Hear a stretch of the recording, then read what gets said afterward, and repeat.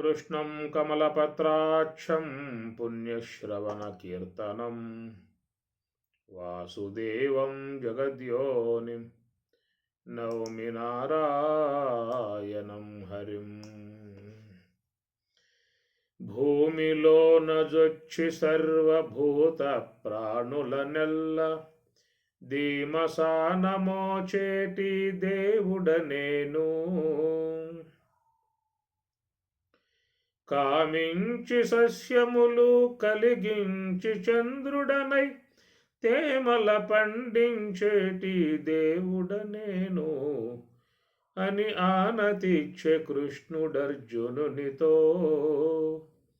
విని ఆతని భజింసు వివేకమా అని ఆనతిచ్చే కృష్ణుడర్జునునితో. భగవద్గీత 2వ అధ్యాయము సాంఖ్యయోగము.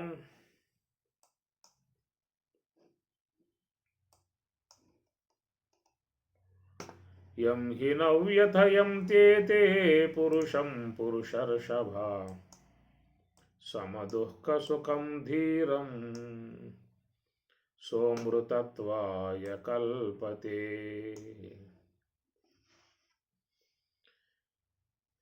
యం హి నవ్యథయంత్యేతే పురుషం పురుషర్షభ సమదుఃఖ సుఖం ధీరం సహ అమృతత్వాయ కల్పతే సోమృతత్వాయ కల్పతే. 15వ అధ్యాయం 15వ శ్లోకం, 2వ అధ్యాయం 15వ శ్లోకం. యం హి న వ్యథయంతి ఏతే పురుషం పురుషర్షభ సమ దుఃఖ సుఖం ధీరం సహ అమృతత్వాయ కల్పతే. పురుషర్షభ, పురుషం పురుషర్షభ, పురుషులలో పురుషర్షభ శ్రేష్ఠుడైనటువంటి అర్జున. పురుష అర్షభ పురుషర్షభ పురుష ఋషభ పురుషర్షభ శ్రేష్ఠుడైనటువంటి యొక్క నీవు చక్కటి జ్ఞానాన్ని అపేక్షించావు, ఉపనిషత్తుల సారాన్ని గ్రొల్లుతూ ఉన్నావు, తత్వచింతనలో మునిగి ఉన్నావు, శ్రద్ధగా భక్తితో ఆలకిస్తూ ఉన్నావు. కనుక ఇక్కడ ఉన్నటువంటి యొక్క మానవాళి కంటే నువ్వు సర్వోన్నతమైనటువంటి వాడివి, గొప్ప పుణ్యం చేసినటువంటి వాడివి అన్న రీతిలో స్వామివారు పొగుడుతూ పురుషం పురుషర్షభ అనంటూ యం హి న వ్యథయంతి ఏతే. హి ఏలయనగా యం ఎవనిని ఈ యొక్క ఏతే ఈ నిన్న చెప్పుకున్నటువంటి ఇంద్రియములు విషయములు మాత్రా స్పర్శాహ ఏతే అంటే ఈ మాత్రా స్పర్శలు అనగా ఇంద్రియములు తత్సంబంధమై ఉన్నటువంటి విషయములు అనేవి ఎప్పుడూ కూడా అవి కలిసి ఉంటాయి. వాటికి విడరాని బంధము, ఎడతెంపులేని బంధము, అనుస్యోతముగా కలిసి ఉండేటువంటి అనుబంధము ఈ మాత్రా స్పర్శలకు ఉన్నటువంటి విధానం.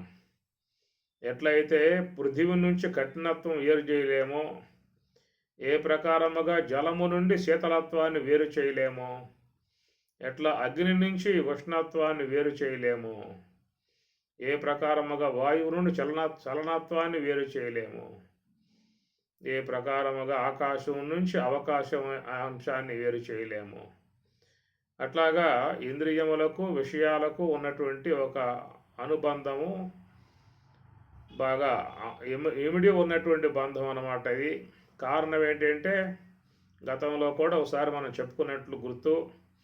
మరి ఆకాశాంశముతో ఏర్పడ్డది శ్రోత్రేంద్రియం, ఆకాశంలో చేరి ఉన్నది శబ్దగుణం. వాయువు యొక్క అంశతో ఏర్పడిన త్వగేంద్రియం, ఆ వాయువులో చేరి ఉన్నది స్పర్శగుణం. అగ్ని అంశతో ఏర్పడింది శ్రోత్రేంద్రియం, అట్టి అగ్నిలో చేరి ఉన్నది దృశ్యగుణం రూపగుణం. అటనే జలము నుండి ఏర్పడింది జిహ్వేంద్రియము, ఆ జలమునందే ఉన్నది రసనం అనగా రుచి రసములు. అట్లనే పృథివీ నుంచి ఏర్పడింది ఘ్రాణేంద్రియం, ఆ పృథివీలోనే ఉన్నది గంధం. కాబట్టి అవి అక్కడే పుట్టాయి కాబట్టి వాటి యందు ఉన్నటువంటి గుణాలతోనే అవి అనుసంధానం కలిగి ఉండేటువంటి విధానము అని చెప్పని. కనుక అవి నిత్య నూతనంగా ఉండేటువంటి యొక్క అనుబంధము విషయాలకు ఇంద్రియాలకు ఉండేటువంటి విధానం ఎప్పుడు కూడా మరణ పర్యంతం వరకు అది కొనసాగుతూనే ఉంటుంది. అనేక జన్మలుగా ఉన్నటువంటి యొక్క ఇంద్రియ విషయ వ్యాపారము వ్యవహారము అన్నారు. వ్యాపారం అంటే వ్యవహారము, ఇంద్రియ విషయ సంబంధ వ్యవహారము ఎప్పుడు మన యొక్క జీవితములు ప్రారంభమయ్యాయో అది మొదలు ఇప్పటి వరకు కూడా అందరి ఇంద్రియాలు విషయాలతోనే కలిసి వ్యవహరించేటువంటివిగా ఉన్నాయి.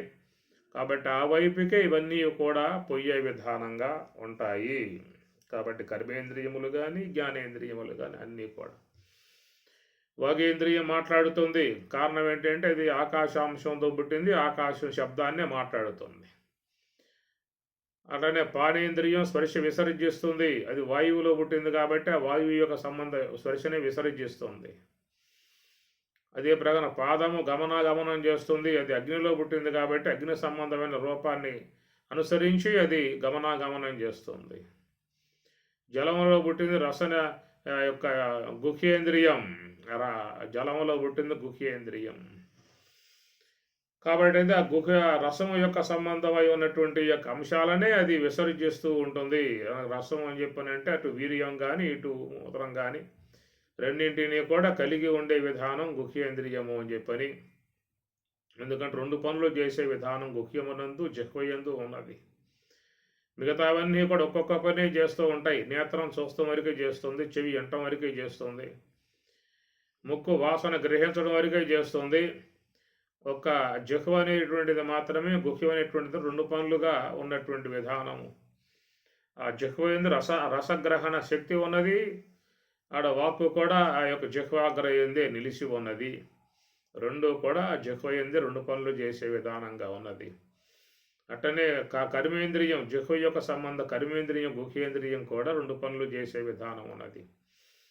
అటు వ్యర్థ నీటి భాగాన్ని విసర్జించటము, ఆ నీటి శాతము నుంచి ఏర్పడ్డటువంటి యొక్క ప్రాణశక్తిని వీర్యాన్ని కూడా అది విసర్జించే విధానముగా రెండు పనులు కలిగి ఉన్నది గుహ్యేంద్రియము అని చెప్పని. అదే ప్రకారముగా పాయురేంద్రియము మరి అది పృథివీ సంబంధ అంశము కాబట్టి అది అక్కడ పదార్థాలను విసర్జించే విషయముగా ఇవన్నీ కూడా స్వతసిద్ధముగా ఉన్నటువంటి వ్యాపారము, ఇంద్రియ సంబంధ వ్యాపారము అవి ఎప్పుడు కూడా ఉండే విధానం అనేటువంటిది. దాని మీద నిన్న మనం మరి చెప్పుకున్న విషయంలో మరి ఆ యొక్క వాటి ఎందు ఉన్నటువంటి యొక్క విషయ ఇంద్రియ సంబంధాలలో కలిగేటువంటి యొక్క ఉద్వేగాల కారణాలు ఏమిటని చెప్పానంటే వెనకాల ఉన్నటువంటి గుణములు, ఆ గుణములకు లోబడ్డట్లయితే దాని నుంచి వాడు వ్యధ పొందే పరిస్థితి ఏర్పడుతుంది అని చెప్పని. ఇక్కడ నా వ్యధయంతి ఏతే అంటే ఈ విషయ ఇంద్రియములు ఏవైతే ఉన్నాయో వాటి యొక్క అనుబంధ ఆశ్రయముల చేత మానవులకు వ్యధ అంటే బాధ, వేదన అనేది ముఖ్యంగా కలుగుతుంది. నా వ్యధయంతే వ్యధకు గురికాడో బాధకు గురికాడో అనే మాట వస్తుంది. కాబట్టి విషయ ఇంద్రియ సంబంధ వ్యవహారాన్ని ఎప్పుడూ కూడా తొలగింపజేయగలిగే అవకాశాలు ఎవరికి లేవు. సృష్టిలో ఏ ప్రాణికి లేవు. అన్నీ కూడా ఆ వైపుగా ప్రయాణం చేయాల్సి ఉంటుంది. ఇంద్రియానుగుణంగా అనుగుణ్యముగా ప్రయాణం చేయాల్సి ఉంటుంది. యతతో హ్యపి కౌంతేయ పురుషస్య విపశ్చితః ఇంద్రియాని ప్రమాధీని హరంతి ప్రసవం మనః అని కూడా పరమాత్మ అంటాడు. కాబట్టి ప్రకారంగా అవన్నీ కూడా వైపుకి మరి తీసుకుపోయే విధానముగా ఉన్నటువంటి విషయం. యతతో హ్యపి కౌంతేయ పురుషస్య విపశ్చితః విపశ్చితుడే ఉన్నప్పటికీ కూడా బాగా విషయావగాహన కలిగి ఉన్నటువంటి వాడైనప్పటికీ కూడా మరి వాడికి అనుగుణ్యముగానే అందరూ కూడా ప్రవర్తిస్తున్నారనేటువంటి మాట అంటాడు పరమాత్మ. సదృశం చేష్టతే స్వస్యాహ ప్రకృతే జ్ఞానవాన్ అపి అన్నాడు. జ్ఞానవాన్ కాబట్టి జ్ఞానం కలిగినటువంటి వాడైనప్పటికీ కూడా ప్రకృతిం సదృశం ప్రకృతికి సదృశం అనుగుణ్యముగానే అతడు ప్రవర్తిస్తున్నాడు అన్నాడు.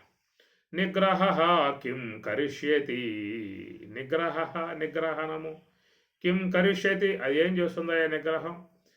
ఏం చేస్తుంది నిగ్రహం ఏం కిం కరిష్యతి, నిగ్రహం ఏం చేస్తుంది అని చెప్పిన పరమాత్మ ప్రశ్న వేస్తూ ఉన్నాడు. సదృశం చేష్టతే స్వస్యాహ ప్రకృతే జ్ఞానవాన్ అపి, ప్రకృతి ఆ విధంగా ఏర్పడింది, తన స్వతసిద్ధ వ్యవహారముగా అది చేసుకుపోతూ ఉన్నది. కాబట్టి చేసుకుపోయే విధానంలో జ్ఞానవాన్ అపి అనగా విషయావగాహన శాస్త్రాధ్యయనం చేసి ఉన్నటువంటి వారు కూడా తదనుగుణ్యంగానే వాళ్ళు కూడా ప్రవర్తించాల్సి ఉంటుంది. ఇది ఇక్కడ ఉన్నటువంటి విషయం. అందుచేతనే మరి యోగులుగా ఋషులుగా ఉన్నటువంటి అందరూ కూడా వారు కూడా ఈ యొక్క లోక మర్యాదను పాటించే, వారు గృహస్థ ఆశ్రమాలు స్వీకరించే వాళ్ళు వాళ్ళ యొక్క వ్యవహారం అంతే కొనసాగించుకున్నటువంటి విధానం. కాబట్టి నిగ్రహ కిం కరిష్యతి, నిగ్రహణము అనేది ఏం చేస్తుందని చెప్పి అన్నాడు. అందుచేత విషయ ఇంద్రియ వ్యవహార విధానాలలో చూసినట్లయితే వ్యధయంతి వ్యధ పొందే పరిస్థితి ఏర్పడతా ఉందన్నమాట. ఈ వ్యధ అనేది, బాధ అనేది ఎందుకు వస్తుంది అనేటువంటి మాటకి మనం ఈ గుణములతో మిళితమై ఉన్నటువంటి వ్యవహారం చేయటం కారణముగా, కాబట్టి ఈ బాధ అనేది గురి అవకాశం ఏర్పడుతుందని చెప్పేసి అని చాలామంది మహాత్ములుగా ఉన్నటువంటి వారు ఈ గుణాలకి ప్రాముఖ్యత అనేది వాళ్ళు ఎవరు కనుక గుణములు అనబడేటువంటి యొక్క వాట్లను వారు పక్కన పెట్టి తమ వ్యవహారాలు చేసుకునే విధానంగా ఉంటారు. అందువల్ల గుణమిళితమై ఉన్నటువంటి వారు మాత్రమే ఈ వ్యధలకు గురయ్యే పరిస్థితి ఏర్పడుతుంది అనేది మనం గమనించుకోవాల్సి ఉంటుంది. యం హి నవ్యధయంతి ఏతే పురుషం పురుషర్షభా సమదుఃఖ సుఖం ధీరం సహ అమృతత్వాయ కల్పతే సమదుఃఖ సుఖం ధీరం. సుఖ దుఃఖములను సమముగా చూసేటువంటి వాడు, సుఖం వచ్చినా కానీ దుఃఖం వచ్చినా కానీ వాట్లను సమముగా చూసేవాడు. సమ అంటే మామూలుగా బ్రహ్మమునకు అర్థం, నిర్దోషం హి సమం బ్రహ్మ అన్నాడు. సమం బ్రహ్మ అంటే సమముగా దర్శించేటువంటి యొక్క విధానం రాగలగటం అని చెప్పినట్టు చాలా గొప్ప విధానం. అది ఒక ఆధ్యాత్మిక మార్గంలో పయనించేటువంటి వారు మాత్రమే వాట్లను సమముగా చూడగలిగేటువంటి, బ్రహ్మముగా చూడగలిగేటువంటి సుఖమైన దుఃఖమైన రెండు కూడా వాట్ల పట్ల సమభావనే కలిగి ఉండేటువంటి యొక్క విధానము అని చెప్పని వాళ్ళని అవి ఏవి కూడా వ్యధ పెట్టలేవు అనేటువంటి భావం అన్నమాట. ఒక రకంగా చూస్తే సుఖములు కూడా దుఃఖములు కూడా మానవుని ఒక మంచి మార్గం నడిపించేవిగా కూడా భావించుకోవచ్చు. సుఖములు పుణ్యాన్ని హరించేవిగా ఉంటాయన్నారు, దుఃఖములు మనం చేసినటువంటి యొక్క పాపాలని హరించేటువంటివిగా అని చెప్పని అంటారు. దుఃఖం పొందేవాడు పాపము నుండి విముక్తి అవుతూ ఉన్నాడు, సుఖములు పొందేవాడు పుణ్యము నుండి విముక్తి అయ్యే పరిస్థితి అని చెప్పేసి. కాబట్టి ఈ దుఃఖములు అనబడేటువంటి వాటిలను కూడా కొంతమంది ఈ యొక్క పారమార్థికం వైపుకి వాటిలను కూడా వినియోగింపజేసుకునే విధానం ఉంటుంది. ఒకసారి కృష్ణ పరమాత్మల వారు హస్తినాపురం వచ్చినప్పుడు కుంతీమాత మరి స్వామివారిని ప్రార్థించింది.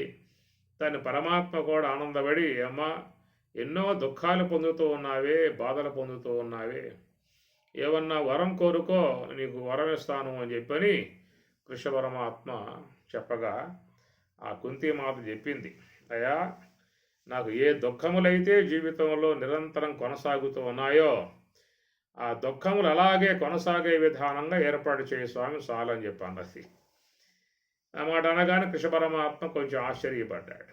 ఎవరైనా దుఃఖాలు పోవాలని చెప్పని కోరుకుంటారు, నువ్వేమిటమ్మా దుఃఖములు ఇంకా కావాలని చెప్పని కోరుకుంటూ ఉన్నావు అని చెప్పని స్వామివారు అడిగితే చెప్పింది కుంతి మాత. దాంట్లో ఉన్న రహస్యాలు బోధించింది. స్వామి, దుఃఖములతో ఉన్నాను కాబట్టి నువ్వు జ్ఞాపకం వస్తూ ఉన్నావు, అదే సుఖాలలో మునిగిపోయాను అనుకో నేను మర్చిపోతాను. కాబట్టి నాకు వచ్చేటువంటి దుఃఖములు నిన్ను అనుక్షణం కూడా స్మరింపజేస్తూ ఉన్నాయి. కృష్ణ కృష్ణ కృష్ణ అని అహర్నిశం నిన్నే తలంచే విధానంగా ఉన్నాను అని చెప్పనంటే ఈ వచ్చే దుఃఖములు నిన్ను జ్ఞాపకం చేస్తూ ఉన్నాయి. అదే కనుక సుఖాల్లో మునిగిపోయినట్లయితే నిన్ను మర్చిపోయే పరిస్థితి ఏర్పడుతుంది. అందుచేత నిన్ను జ్ఞాపకం చేయించేటువంటి ఏ దుఃఖాలు అయితే ఉన్నాయో నాకు అట్లాగే ఉండేట్లుగా అనుగ్రహించాం అని చెప్పని ఆమె కోరుకుంటుంది. కాబట్టి దుఃఖములు కూడా భగవంతుని జ్ఞాపకం చేసేటువంటివిగానే మనం భావించుకోవాల్సి ఉంటుంది. ఎంతోమంది మరి భగవంతుణ్ణి ప్రార్థిస్తూ ఉంటారు, కొలుస్తూ ఉంటారు, కొనియాడుతూ ఉంటారని చెప్పనంటే మరి ఆ దుఃఖములు అనబడేటువంటి వచ్చినప్పుడు ఎంబటే భగవంతుడు జ్ఞాపకం వచ్చే పరిస్థితి ఏర్పడుతుంది.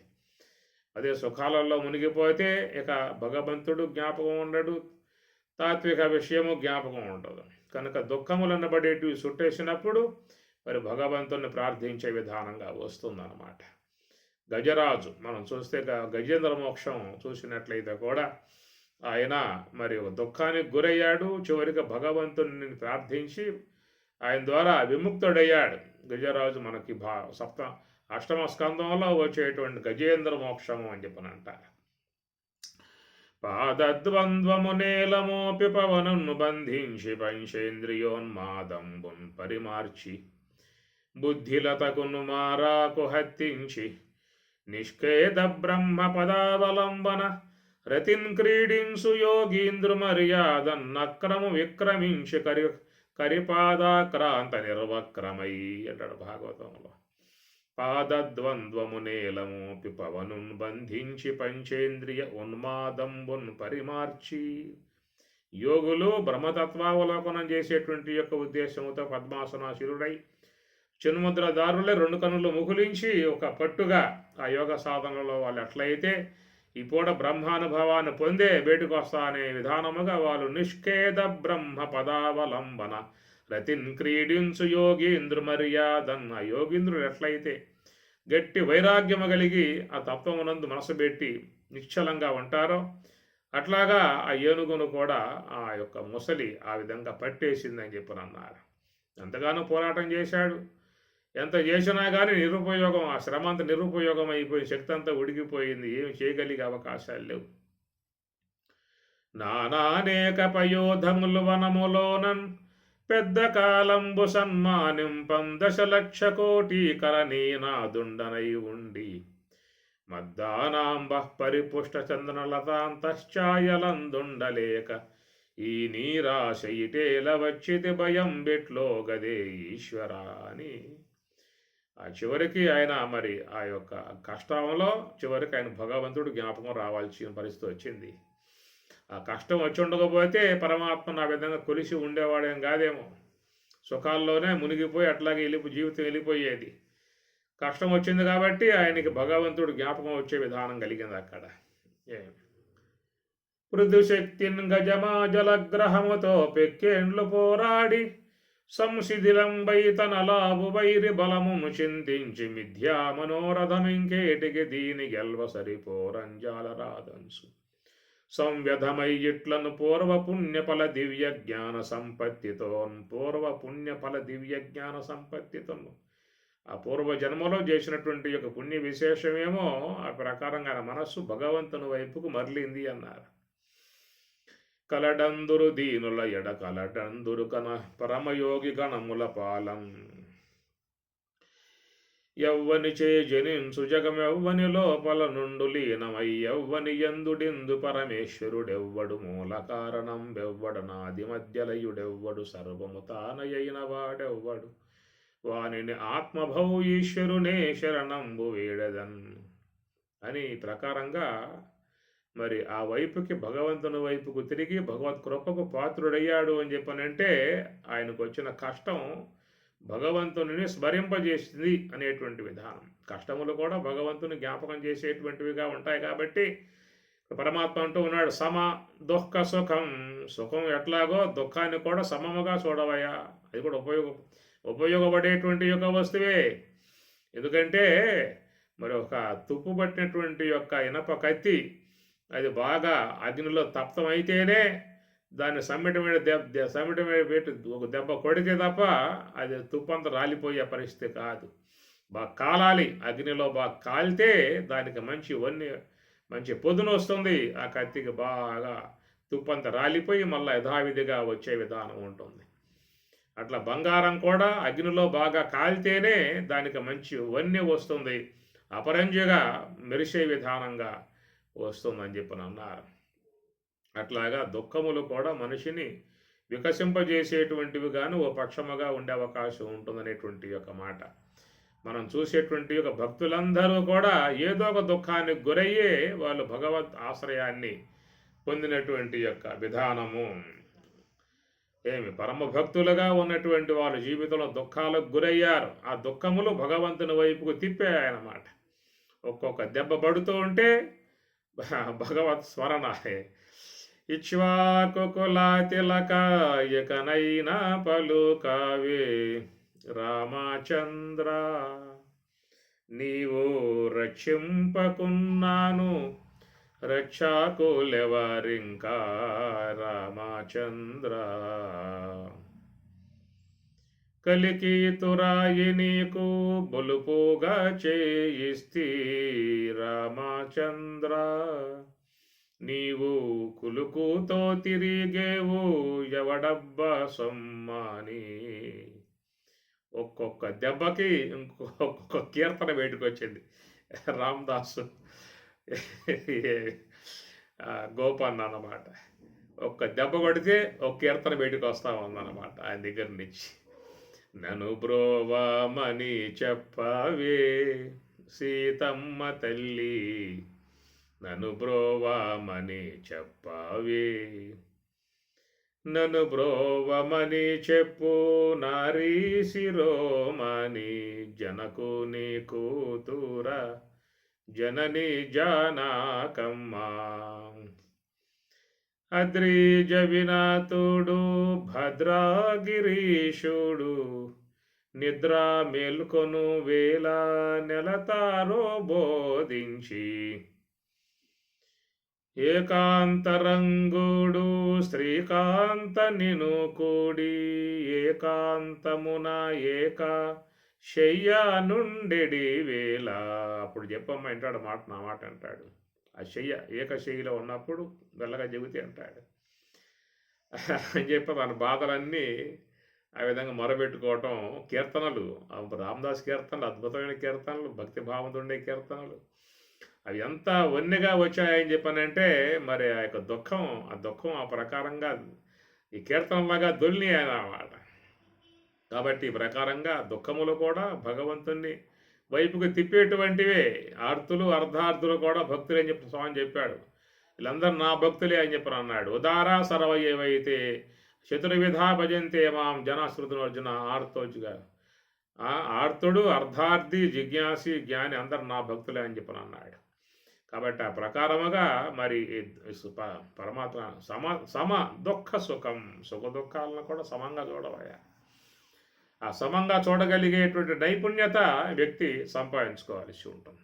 సాధారణంగా సుఖాలు కోరుకుంటాం, దుఃఖాలు వద్దని చెప్పని అంటాం. కానీ దుఃఖములు కూడా మేలు చేసేయి అనేటువంటి ఒక పక్షంగా మనం వాట్లను చెప్పుకోవాల్సి ఉంటుంది. గతంలో చేసినటువంటి యొక్క దోషాలు ఈ దుఃఖాల రూపకంగా పోతూ ఉన్నాయి. కాబట్టి అది సంతోషమే. అది దోషాలు మొత్తం పోతాయి కాబట్టి, కారిపోతాయి కాబట్టి దుఃఖములు కూడా మేలు చేసే విధానంగానే చెప్పేటువంటి మాట ఇక్కడ.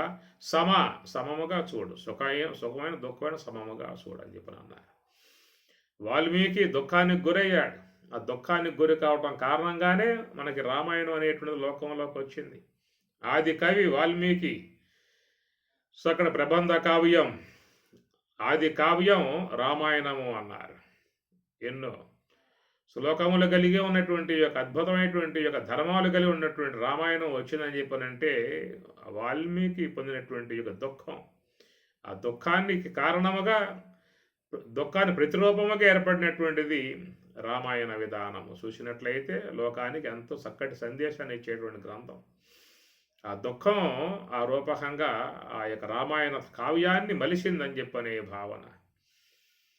మరి దుఃఖానికి గురి కావటం వల్లే కదా పరీక్ష మహారాజు కూడా ప్రాప్తానందులు బ్రహ్మబోధన కళాపారీనులు ఆత్మ ప్రభాలుప్త జ్ఞానులు మహాంధకారులు మీరలు సప్తాహంబుల ముక్తికే గిడిగతిని చర్చించి భాషింపరే అని ఆయన కూడా దుఃఖానికి గురయ్యాడు.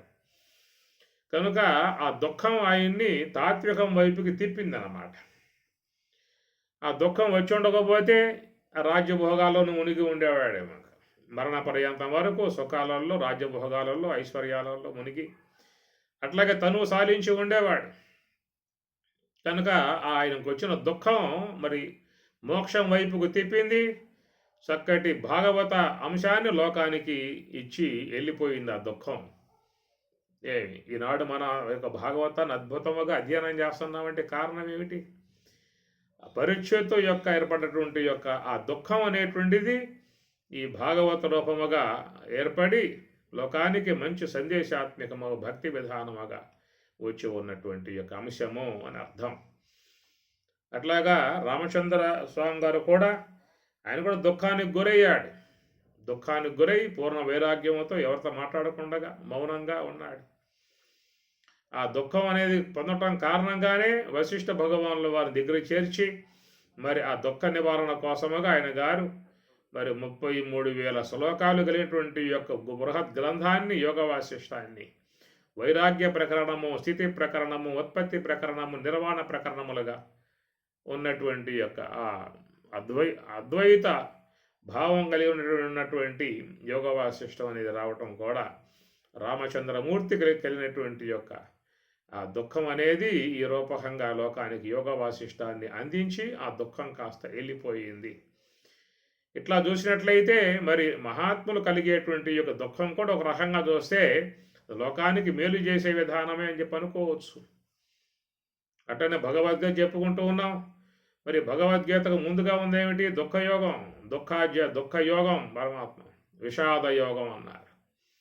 ఆ విషాద యోగం ఉండబట్టే మనకి ఈనాడు సాంఖ్యయోగము, కర్మయోగము, జ్ఞానయోగం, ఆత్మ సంయమ యోగం, విజ్ఞాన యోగం, అక్షర పరబ్రహ్మ యోగం, ఎన్ని విధాయకాలుగా 18 అధ్యాయాలుగా మనకి వచ్చిందని చెప్పానంటే ఆ దుఃఖం రాబట్టే అర్జునుడికి. వాడు ఏడ్చి ఉండకపోతే, ఈయన భగవద్గీత చెప్పి ఉండకపోతే ఈనాడు మన పరిస్థితి ఏంటి చెప్పండి?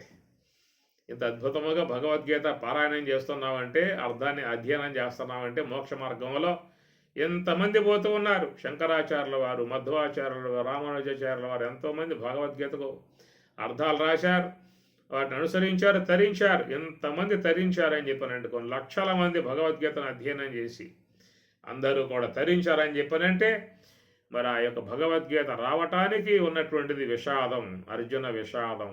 ఆ విషాదం ఉండబట్టే ఈనాడు భగవద్గీత అందరికీ కూడా లభ్యమైనటువంటి యొక్క విషయం. కాబట్టి సుఖాన్నే కోరుకోవడం కాదు, దుఃఖాన్ని కూడా దాంట్లో కూడా కొంత ఉన్నది.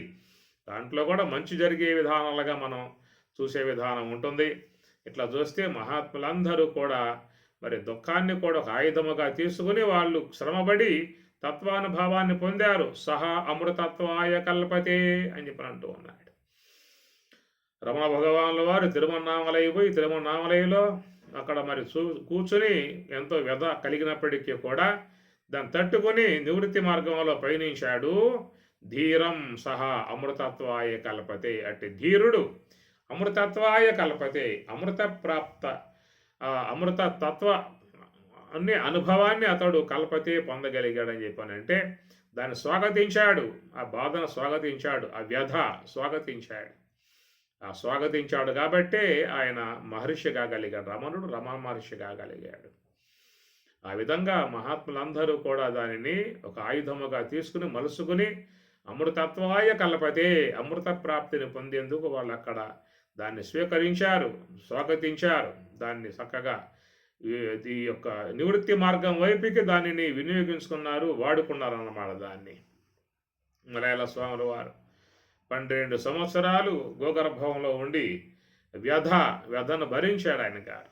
సామాన్యమే చెప్పండి, 12 సంవత్సరాలు అరణ్యంలో ఉండి అక్కడ ఎలాంటి వసతులు లేనటువంటి విధానం, దినులు లేవు, పొరుగులు లేవు, ఏమీ లేవు, కటిక నేల మీద ఆయన ఇష్టపడ్డాడు. ఆ వ్యధను ఆయన ఇష్టపడ్డాడు, ఆ దుఃఖాన్ని ఆయన ఇష్టపడ్డాడు. కాబట్టి ఆయన మరి మహర్షి మలయాళ స్వాములకు మహర్షిగా లోకానికి ఆయన గారు వచ్చి ఎంతోమందిని తరించాడు. ఆంధ్ర పితామహుడుగా పేరుగాంచి ఎంతోమందికి ఉపదేశాలు చేసి జ్ఞాన మార్గాన్ని ప్రబోధించి అంతరింపజేశాడని చెప్పనంటే ఆయన పొందినటువంటి యొక్క వ్యధ అనే అర్థం. ఇక్కడ ఆయన సమదుఃఖ సుఖం ధీరం సహా అమృతత్వాయ కల్పతే. ఈ వ్యధ బాధ అనేది ఉంటుంది, దాని పరిణామమే అమృతం. ఆనాడు క్షీరసాగరాన్ని వధించినప్పుడు ఆ క్షీరసాగర మథనములో ఏమొచ్చింది అక్కడ? ముందుగా వచ్చింది విషం, వ్యధ పొందింపజేసేటువంటి, దుఃఖాన్ని పొందింపజేసేటువంటి యొక్క విషం ముందుగా ఆవిర్భావం అయ్యింది. దాని యొక్క విధానములో అందరూ కూడా దూరంగా పారిపోయారు. ప్రాణాలు కాపాడుకోవడానికి అందరూ పారిపోయారు. మరి అది ఎట్లా లోకమంతయు కూడా ఆక్రమిస్తూ ఉంది, అందరినీ కూడా బాధించేదిగా ఉంది. కాబట్టి అప్పుడు పరమశివుడు ఆయన ముందుకొచ్చి మరి ఆ విషయాన్ని తన కంఠమునందు నిక్షిప్తం చేసుకున్నాడు. గరళకంఠుడుగా లోకం ప్రసిద్ధిగాంచాడు. నీలకంఠుడు గరళకంఠుడుగా. కాబట్టి ఈ ప్రకారం అమృతం రావటానికి ముందు విషం వచ్చింది. ఆ విషాన్ని భరించాడు కాబట్టి ఆ దేవుడు మహాదేవుడయ్యాడు. కేవలం అమృతాన్ని మాత్రమే సేవించినటువంటి వాళ్ళు అల్పదేవతలయ్యారు. విషాన్ని హరింపజేసుకున్నటువంటి యొక్క పరమశివుడు మహాదేవుడయ్యాడు. కాబట్టి ఎవరైనా కానీ వచ్చినటువంటి యొక్క బాట్లను మరి ప్రీతిగా స్వాగతించి వాటికి కదిలిపోకుండా చెలించిపోకుండా ఉండగలిగితేనే వాళ్ళు అమృతతత్వాన్ని పొందటానికి సాధ్యమయ్యే అవకాశం ఏర్పడుతుందనేటువంటి మాట. వచ్చేటువంటి యొక్క వ్యధలకు భయపడి దూరంగా పారిపోయేటువంటి వాడు మరి అమృతతత్వమును పొందటానికి వానికి ఎలాంటి యొక్క స్థానం ఉండదు అనేటువంటి మాట. కాబట్టి యం హినవ్యథయం తేతే పురుషం పురుషర్షభ సమదుఃఖ సుఖం ధీరం సహ అమృతత్వాయ కల్పతే. అటు అమృత ప్రాప్తిని పొందాలని చెప్పి అన్నట్లయితే ధీరులై స్థిరులై నిలబడాల్సి ఉంటుందనేటువంటి మాట మంచి సందేశాత్మకముగా మనకి ఇక్కడ మరి స్వామివారు ఈ శ్లోకాన్ని అద్భుతంగా చెప్పుకొస్తూ ఉన్నాడు. అంతకుముందు శ్లోకం అనగా 14వ శ్లోకం 15వ శ్లోకం రెండు కూడా జంటగా ఉండేటువంటివి. మాత్రా స్పర్శాస్తు కౌంతేయ శీతోష్ణ సుఖ దుఃఖదాహ ఆగమ అపాయిన అనిత్యా తాను తితిక్షస్వ భారత. అక్కడేమో తితిక్షస్వ ఓర్చుకో అని చెప్పిన అన్నాడు. ఆ విధముగా ఓర్పుతో ముందుకి ప్రయాణం చేసేటువంటి వారు మాత్రమే సహా అమృతత్వాయ కల్పతే. అట్టివారే అమృతతత్వాన్ని పొందటానికి చక్కటి మార్గ విధానం ఏర్పడుతుంది. మనకున్నటువంటి ఋషులందరూ కూడా చూసినట్లయితే ఈ మార్గాల్లోనే వాళ్ళు ప్రయాణం చేసి మరి అమృత ప్రాప్తిని వాళ్ళు పొందగలిగారు. అమృతము అంటే బ్రహ్మం. నాస్తి మృతం మరణం యస్య సహా అమృతం అని చెప్పని అంటారు. ఆ ప్రకారం అమృత ప్రాప్తిని పొందే విధానాలలో మరి మహాత్ముల యొక్క జీవితాలు ఒక మలుపు తిరుగుతూ ఉంటాయి. ఆ మలుపు తిరిగినప్పుడల్లా కూడా వాళ్ళకి చక్కటి ఆధ్యాత్మిక అనుభూతి కలిగే విధానం ఏర్పడుతుంది. ఒక మలుపు అన్నమాట. ఎంతోమంది నాస్తికులుగా ఉన్నటువంటి వాళ్ళు కూడా తర్వాత వాళ్ళ జీవితముల యొక్క మలుపు తిరిగి వాళ్ళ తాత్వికమును అధ్యయనం చేసి తరించిన విధానం నాస్తికుడై ఉన్నటువంటి మరి ఎంతోమంది నాస్తిక భావాలతో ఉన్నటువంటి వాళ్ళు కూడా ఆస్తికులుగా మారారని చెప్పానంటే వాళ్ళ జీవితములలో వచ్చినటువంటి యొక్క చక్కటి ఆ మార్పులు వాళ్ళని మరి జ్ఞాన స్వరూపులుగా చేసినాయన్నమాట. చిన్మయానంద కూడా ఆయన ఒక హేతుబద్ధముగా విమర్శనాత్మకముగా పోయేటువంటి ఒక పత్రికా విలేకరుగా ఉన్నటువంటి ఆయన మరి ఆ దయానంద స్వామి శివానంద స్వాముల వారు ఆయన అనుగ్రహముతో ఆయన జీవితం మలుపు తిరిగి ఆ తర్వాత మరి ఉత్తర కాశీలో ఉన్నటువంటి తపోవన్ మహారాజ్, ఆ తపోవన్ మహారాజ్ దగ్గర సర్వశాస్త్రములు అధ్యయనం చేసి అక్కడి నుంచి బయలుదేరి ఆయన లోకంలోకి వచ్చి ఎంతోమంది జ్ఞాన ప్రబోధములు చేశాడు. చిన్మయ మిషన్లుగా ఈనాడు ఏర్పడి దేశ విదేశాల్లో సహితం అన్నీ కూడా వ్యాప్తమై ఎంతోమందికి జ్ఞానభావాన్ని అందిస్తూ ధ్యానాన్ని అందిస్తూ తరింపజేసే లక్షల మంది ఆయన యొక్క ఆశ్రయంలో ఆ చిన్న మిషన్ ఆశ్రయంలో వాళ్ళు ధ్యానం చేసి తరించే విధానం. ఒక్క వ్యక్తిలో వచ్చినటువంటి యొక్క మార్పు అది ఎంతో గొప్ప లోకానికి మేలు చేసేటువంటి యొక్క మార్పు.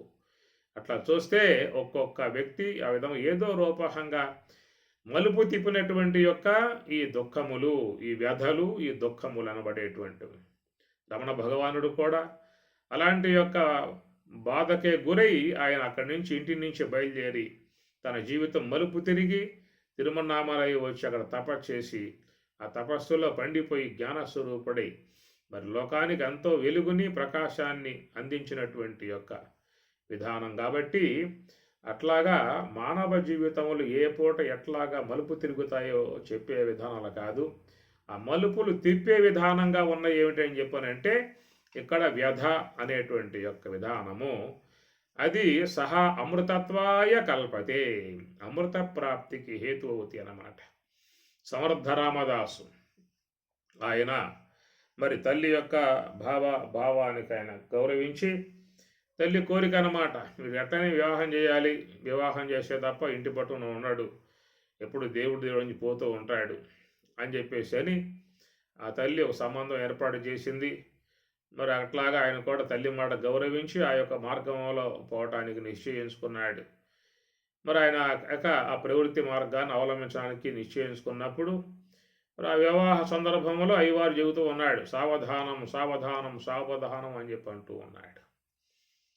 అంటూ ఉంటే ఆ మాటలు విన్నాడు. ఏమిటయ్యా సావధానం అని చెప్పి అంటున్నావు అని చెప్పానంటే, నాయనా నువ్వు సంసార వ్యవహారంలో మునగబోతూ ఉన్నావు, దాంట్లో అనేక సమస్యలు బాధలు కూడా వచ్చే అవకాశాలు ఉంటాయి. కాబట్టి నువ్వు చాలా జాగ్రత్తగా నువ్వు మెలగాల్సి ఉంటుంది, వ్యవహరించాల్సి ఉంటుంది. కాబట్టి దాన్ని ఉద్దేశించి నీకు ఈ యొక్క ఉపదేశం చేస్తూ ఉన్నాను, సావధానంగా ఉండమని చెప్పని. ఎప్పుడైతే ఆ మాటలు విన్నాడో, ఓహో ఇది కొంచెం ఇబ్బందికర పరిస్థితి ఏమో, దీన్ని దిగాము అని చెప్పనంటే మన యొక్క యోగ సాధన ధ్యాన సాధన మొత్తం కుట్టుబడే పరిస్థితి ఏర్పడుతుందని చెప్పేసి అని ఆయన గారు అక్కడి నుంచి నిష్క్రమించి ఒక మహాయోగిగా బ్రహ్మజ్ఞానిగా అయిన విధానముగా మనకి సమర్థ రామదాసు విషయంగా చెప్పుకొస్తారు. కాబట్టి ఆ ప్రకారముగా మరి చూసినట్లయితే అందరూ కూడా ఏదో ఒక రూపముగా మరి ఆ యొక్క తాత్విక విధానముగా చూసినట్లయితే మహాత్ములందరూ కూడా మహర్షులు అందరూ కూడా ఆ సర్వేశ్వరుని యొక్క మరి అనుగ్రహానికి పాత్రులై వాళ్ళు లోకములో జ్ఞాన దీపాలుగా జ్ఞాన స్తంభాలుగా వాళ్ళు నిలిచి సమస్త మానవాళికి చక్కటి జ్ఞానాన్ని అందించేటువంటి వారు. మన పూర్వకాలంలో చూస్తాం కదా, గ్రామాలలో ఆ యొక్క దీపస్తంభాలు ఉండేవి అన్నమాట. దీపస్తంభాలు ఉంటాయి కదా, అప్పుడు కరెంటు లైట్లు లేవు, దీపం పెట్టి పోతారు స్తంభానికి. ఆ దీపం ఉన్నటువంటి యొక్క స్తంభం వచ్చే పోయేటువంటి వాళ్లకు మార్గాన్ని చూపేదిగా ఉంటుందన్నమాట. ఏ యొక్క స్తంభం అయితే దీపం లేకుండా ఉంటుందో ఆ దీపం లేని స్తంభం వచ్చే పోయే వాళ్ళకి అడ్డమై అందరూ కూడా దాన్ని గుద్దుకుంటూ ఉంటారు. జ్ఞాన అనగా జ్యోతి లేకుండా ఉన్నటువంటి యొక్క స్తంభం చీకట్లో అడ్డం కాబట్టి వచ్చే పోయే వాళ్ళు తెలియక దానికి పోయి మోటుకుంటూ ఉంటారు. ఆ ప్రకారముగా బాధాకరము అని చెప్పి అన్నారు. కాబట్టి మహాత్ములందరూ కూడా లోకానికి దీపస్తంభాల్లాగా నిలబడి చక్కటి జ్ఞానాన్ని వాళ్ళు అందించే విధానముగా ఉందని చెప్పేసి అంటే వాళ్ళందరూ కూడా సర్వేశ్వరుని కృపకు పాత్రులయ్యారు. చక్కగా మరి వాళ్ళు తమ జీవితములలో ఉన్నటువంటి వ్యధలను కూడా వాళ్ళు స్వాగతించారు. ఆ మార్గముగా వాళ్ళు పయనించి ఆ తత్వం యొక్క దివ్యానుభవాన్ని పొందగలిగారు. జడభరతుడు అటనే శంకరాచార్యుల వారు వీళ్ళందరూ కూడా ఇలాంటివన్నీ కూడా భరించటం కారణంగానే వాళ్ళు కూడా చక్కటి దివ్యత్వాన్ని పొందగలిగారు. ఎన్ని ఆటంకాలు వచ్చినా ఎన్ని ఇబ్బందులు వచ్చినా కానీ వాళ్ళ మార్గానికి అడ్డు తగిలినప్పటికీ కూడా వాళ్ళు వాటి నుంచి వైదొలగకుండగా వాళ్ళు ఆ మార్గంలో పయనింపగలిగారు. జడభరతుడిని బలి ఇవ్వబోతే కాళిక అమ్మవారి ప్రత్యక్షమైంది. మన భాగవతంలో ఒక అంశం వస్తుందన్నమాట. అచ్చట విప్రచూనుడు చంపగా వచ్చిన వారి ఎందు కాలి ఎందు కరవాలమునందు అచ్యుత భావముంచి అని చెప్పని అంటాడు. ఎన్నో బాధలకు గురైనటువంటి పరిస్థితి కాబట్టి ఆ వ్యధలు అనేటువంటివి ఈ జడభరతుని దివ్య మార్గంలో పయనింపజేసినటువంటి విధానం చూస్తాం మనం భాగవతంలో. అంతకుముందు ఆయన ఒక మోహానికి గురై లేడై పుట్టి ఆ లేడి జన్మలో పశ్చాత్తాపం చెంది ఆ దేహం పోయిన తర్వాత మళ్ళా మరి మానవ దేహాన్ని పొంది ఆ మానవ దేహమునందు ఇలాంటి యొక్క వాటి గురి కాకుండా నిశ్చలంగా తొలగించే అమృతత్వాయ కల్పతే అన్నట్లుగా ఆ తత్వమును అవలోకన చేసే విధానముగా ఉన్నటువంటి విధానమే జడభరతుడు అని చెప్పని. జడం అంటే ప్రాపంచిక వ్యవహారమునందు ఎలాంటి యొక్క ఇచ్చ లేకుండగా కేవలం తత్వమునే అవలోకన చేసే విధానముగా ఉన్నటువంటి వాడు జడభరతుడు అని చెప్పని. అట్లా శంకరాచార్యుల వారు కూడా తన జీవితంలో ఎన్నో వ్యధలు ఆయన పొందిన పరిస్థితి. అవన్నీ కూడా దాటుకొని ఆయన గారు మరి గొప్ప ఆది శంకరులుగా జగద్గురువుగా పేరుగాంచినటువంటి విధానం శంకరాచార్యుల వారు. మరి ఆ యొక్క దివ్యత్వమును పొందగలిగాడని చెప్పనంటే మరి ఆయన జగద్గురువుగా కాగలిగాడు అని చెప్పనంటే ఆయన జీవితంలో ఉన్నటువంటి ఉడుదుడుకులను ఆస్వాదించాడు. వాటిని చక్కగా తన జీవితం యొక్క విధానాలలో మలుసుకున్నాడు. వాటిని అనుసరించే ఆయన గారు తన యొక్క జీవితాన్ని చక్కగా మంచి మార్గంలో పయనింపజేసుకున్నాడు. చివరికి జగద్గురువుగా ఆదిశంకరులుగా జగద్గురువుగా పేరుగాంచి చిరస్థాయిగా ఈనాడు అన్ని ఆశ్రమాలలో కూడా శంకరాచార్యుల వారి యొక్క స్మరణ ఉంటుంది. ప్రతి ఆశ్రమంలో కూడా ఆయన తలంపు లేకుండా ఏ ఆశ్రమము ఉండదు. ఎందుకని చెప్పానంటే అంత గొప్పవాడిగా చేయటం కారణం ఏంటని చెప్పానంటే ఆయన నిలబడ్డాడు. ఎన్ని వచ్చి నిలబడ్డాడు. వాటి దూరంగా పిరికివాడుగా పారిపోయిన విధానం లేకుండా నిలబడి పోరాడి జీవితాన్ని మంచి మార్గంగా నడిపాడు కాబట్టే లోకానికి మంచి తత్వాన్ని ఆయన అందించగలిగాడు. అవన్నీ కూడా మనం చూసినట్లయితే మరి శంకర విజయం అనేటువంటి దాన్ని చదవండి. దాంట్లో శంకరాచార్యుల వారి యొక్క విధానాలన్నీ మీకు తెలియబడతాయి. ఎన్ని వ్యధలు బాధలు వచ్చినప్పటికీ కూడా ఆయన వెనుదిరక్కుండగా ముందుకు ప్రయాణం చేశాడు కాబట్టే ఆయన అంత గొప్ప స్థానానికి పోగలిగాడు. అట్లాగా మరి భగీరథుడు అది ఒక ప్రయత్నం అని చెప్పి అన్నారు. ఆయన కూడా ఎన్నో వ్యధలకు గురయ్యాడు. తపస్సు శీలించాడు. బ్రహ్మ ప్రత్యక్షమయ్యాడు ఇటకేలకు. నాయన ఏం కావాలో కోరుకో అన్నాడు. మా పితరులు సద్గతి చెందాలి కనుక మీ వద్ద ఉన్నటువంటి అమ్మవారిని గంగామాతని కొంచెం పంపించండి భూమికి అని చెప్పి ప్రార్థించాడు. నా అభ్యంతరం ఏమి లేదు. గంగను ఉద్దేశించి తపస్సేయి, ఆ గంగామాత ఒప్పుకుంటే నేను పంపిస్తాను అని చెప్పి అన్నాడు. మరలా తపస్సులో కూర్చున్నాడు. మళ్ళా ఘోరంగా తపస్సు చేశాడు. గంగామాత ప్రత్యక్షమైంది. నాయన ఏం కావాలో కోరుకో అని చెప్పండి. అమ్మ నువ్వు భూమి మీద రావాలమ్మా, వియద్ గంగవు కనుక నువ్వు భూమి మీదకి రావాలి, పాతాళ లోకాలన్నటువంటి మా వాళ్ళని పనుతులను చేయాలి అని చెప్పని ప్రార్థిస్తే ఆమె గారు అన్నది, నేను వస్తే భూమి తట్టుకోలేదు కాబట్టి నన్ను భరించగలిగే శక్తి ఒక పరమశివునికి మాత్రమే ఉన్నది. ఆయన నన్ను ధరించేట్లయితే నేను భూమి మీద దిగి వస్తా అని చెప్పని ఆమె గారికి చెప్పింది. మళ్ళా తపస్సులో కూర్చున్నాడు. మళ్ళా పరమశివుణ్ణి ఉద్దేశించి తపస్సు చేయటం ఆరంభం చేశాడు. అట్లాగా పరమశివుణ్ణి కూడా మెప్పించాడు. ఆయన అంగీకరించాడు. ఆ ప్రకారంగా అక్కడి నుంచి ఆ వియద్ గంగ ఆకాశం నుంచి ఆ గంగ జాలువారి మందాకినిగా ప్రవహించి పరమశివుని జటాచూటం మీద ఆమె గారు నివాసమై 6 పాయలుగా అక్కడి నుంచి వెలువడి మరి భూమంతా సస్యశ్యామలంగా చేస్తున్నారంటే జరుగుతుందని చెప్పానంటే ఆ భగీరథుని యొక్క పుణ్య విశేషం. ఆయన ఎంతో కష్టపడ్డాడు, వెదల చెందాడు, బాధ చెందాడు, దుఃఖాలు పొందాడు.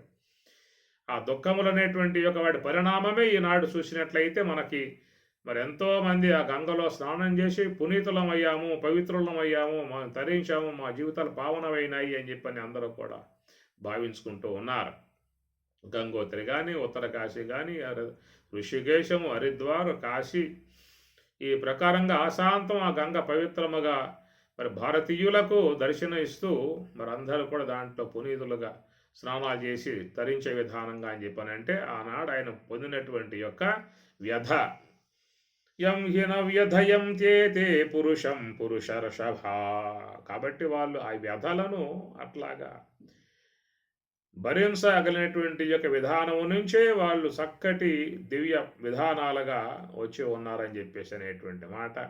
అలాంటి ఆ భావన ప్రతి ఒక్క వ్యక్తిలో రాగలిగితే వాటిని కూడా మనం స్వాగతించుకొని దూరంగా పారిపోకుండా వాటిని ధరించి ఓర్పుగా భరించి ముందుకు ప్రయాణం చేసేటువంటి వారే అమృతత్వాయ కల్పతే సహా సమదుఃఖ సుఖం ధీరం అన్నాడు.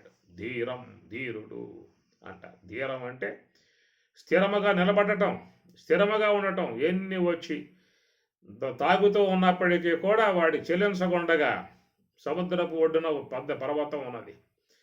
ఆ పర్వతాన్ని ప్రతి అనుక్షణం ఆ సముద్రం ఢీ కొంటూ ఉంటుంది. వచ్చి వేగంతో వచ్చి అలలు ఢీ కొడుతూ ఉంటాయి. ఎంత కొట్టినప్పటికీ కూడా పర్వతం చెక్కు చెదరకుండా స్థిరముగా ఉండేటువంటి యొక్క విధానము. ఆ ప్రకారంగా జీవితంలో ఎన్ని దుఃఖములు వచ్చినా, ఎన్ని బాధలు వచ్చినా వాటిని నవ్వుతూ స్వాగతించే విధానముగా ఎట్లా పరమశివుడు నవ్వుతూ స్వాగతించి ఆ విషాన్ని కూడా ఎట్లా తన కంఠమునందు నిశ్శబ్దం చేసుకున్నాడో, ఆ ప్రకారముగా జీవితంలో అలాంటివి భరించినప్పుడే వాళ్ళు అమృతతత్వాన్ని పొందేందుకు సమర్థులవుతారు. కల్పతే అన్నాడు. కల్పతే అంటే సమర్థులవుతారు అని చెప్పిన అన్నాడు. ఆ ప్రకారంగా మరి కేవలం ఆకులాగా అలలాడిపోతూ బాధపడుతూ దూరంగా పారిపోయేటువంటి వాడు ఏమీ కూడా సాధించే అవకాశాలు లేవు. మనం ఈనాడు మహాత్ములుగా ఎంతమందిని చూస్తున్నాము అని చెప్పనంటే వారి యొక్క జీవితాలలో ఎంత దుఃఖములు, ఎన్ని బాధలు వాళ్ళు వాటిను చక్కగా ఆస్వాదించారో మనకు కనపడతాయి. మనం ఒకసారి వాళ్ళ జీవిత చరిత్రలను అధ్యయనం చేసినట్లయితే మనకి ఏ దర్శనం అవుతాయి అన్నమాట. రమణ మహర్షి జీవిత చరిత్ర కానీ, చిన్మయానంద జీవిత చరిత్ర కానీ, వివేకానంద స్వామి జీవిత చరిత్ర, పరమహంసుల వారి యొక్క జీవిత చరిత్ర, గాంధీ మహాత్ముని జీవిత చరిత్ర తిరగేయండి ఒకసారి. వాటిలో ఏముందో మనకు అర్థమవుతుంది. వాళ్ళు పొందినటువంటి యొక్క వ్యధలు అవి ఈ యొక్క అమృత ప్రాప్తి వైపుకి మరలింపజేసినటువంటి విధానం. కాబట్టి వాట్లను ఇక్కడ మనం వీట్లను వహించాల్సి ఉంటుంది, ధరించాల్సి ఉంటుంది అనేటువంటి విధానములో మంచి శ్లోకాలు, 2 శ్లోకాలు స్వామివారు ఇక్కడ జంటగా ఇచ్చినటువంటి అన్నమాట. మాత్రా స్పర్శాస్తు కౌంతేయ శీతోష్ణ సుఖ దుఃఖదాః ఆగమా అపాయినః అనిత్యాః. ఆగమా అపాయినః అయ్యా వస్తూ ఉంటాయి పోతూ ఉంటాయిరా, అవి నిలకడగా ఉండేటువంటివి కావు. అనిత్యాః అనిత్యములై ఉన్నటువంటివి అవి. తితిక్షస్వ ఓర్సుకో అనే మాట పై శ్లోకంలో మంచి ఒక ఓర్పు అనేటువంటి యొక్క ఆయుధాన్ని చేతికిచ్చి నువ్వు ఓర్చుకోవాల్సి ఉంటుంది, సహనంగా ఉండాల్సి ఉంటుంది అనేటువంటి యొక్క భావనగా ఆ పై శ్లోకంలో చెప్పాడు.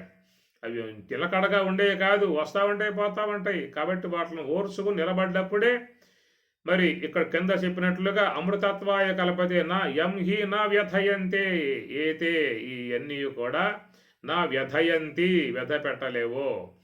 కనుక అమృత ప్రాప్తిని పొందే విధానాలలో కష్టములు కొన్ని ఉంటాయి. ఊరికే సుఖంగా వచ్చే విధానం కాదు, కష్టపడాలి. ప్రయత్నాత్యతమానః తో యోగి సంశుద్ధ కిల్బిషః. ప్రయత్నాత్తు యతమానః.